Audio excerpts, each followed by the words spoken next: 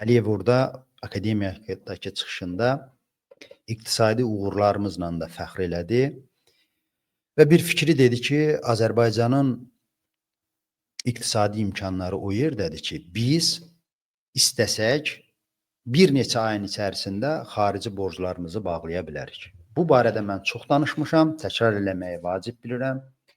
Ona görə ki, bu çıxış eləyən dövlət başçısının vətəndaşları, sakinləri borc içində əlləşir. Mən bir video eləmişdim təxminən bir ay əvvəl. Soruşmuşdum tamaşaçılardan ki, borcunuz, yəni ayrı-ayrı adamlara və banklara varmı? Və istəsəniz ki, o borcu ödəyəsiniz, nə qədər vaxtda bunu ödəyə bilərsiniz? Məsələn, dövlət deyir ki, mən 1-2 aya borcumu ödəyə bilərəm, tam bağlaya bilərəm. Sizin buna, yəni öz borclarınızın öhdəsindən gəlmək üçün qüdrətiniz nə qədərdir? Tamaşaçıların, bu verilişi izləyənlərin mütləq əksəriyyəti borcunun, kreditlərinin olduğunu dedi və ödəməklərə də ixtiyarları, qüdrətləri çatmadığını aciz şəkildə demişdi. İndi burada iki nəticə çıxır. Ya mənim tamaşaçılarım, bu videonu izləyənlər hamısı mənim kimi fərasətsiz, iqtisadi müstəqilliyi olmayan, biznes bacarığı olmayan və yaxud da əlindəki pulu normal şəkildə idarə eləməyən adamlardır. Ya da ki, həqiqətən Azərbaycanlıların vəziyyəti göstərildiyi kimidir ki, insanlar borc içində çırpınır.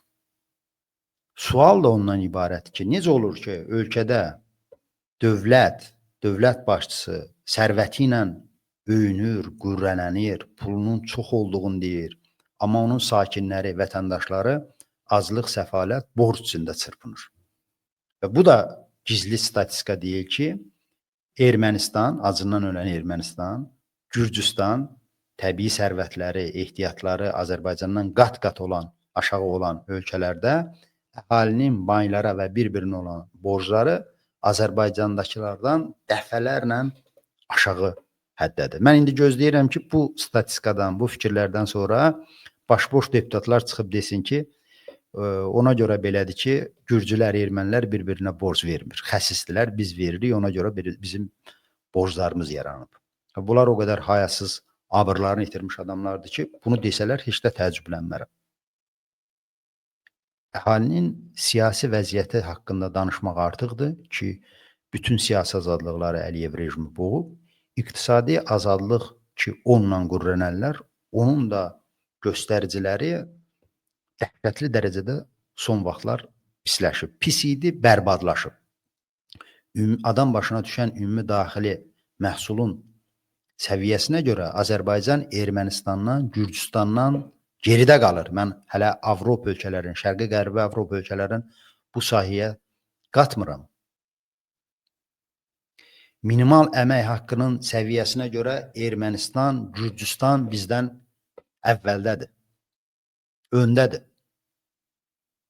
Səhiyyənin, təhsilin, məhkəmələrin yaxşı işləməsinə görə bu qonşu ölkələr bizdən əvvəldir. Bəs biz nəyimizlə öyünürük? Nəyimizlə qürrənəlirik? İlham Əliyevin pulunun çox olması, onun bizə nə dəxli var? Xalqa nə istisi, nə soyuğu var?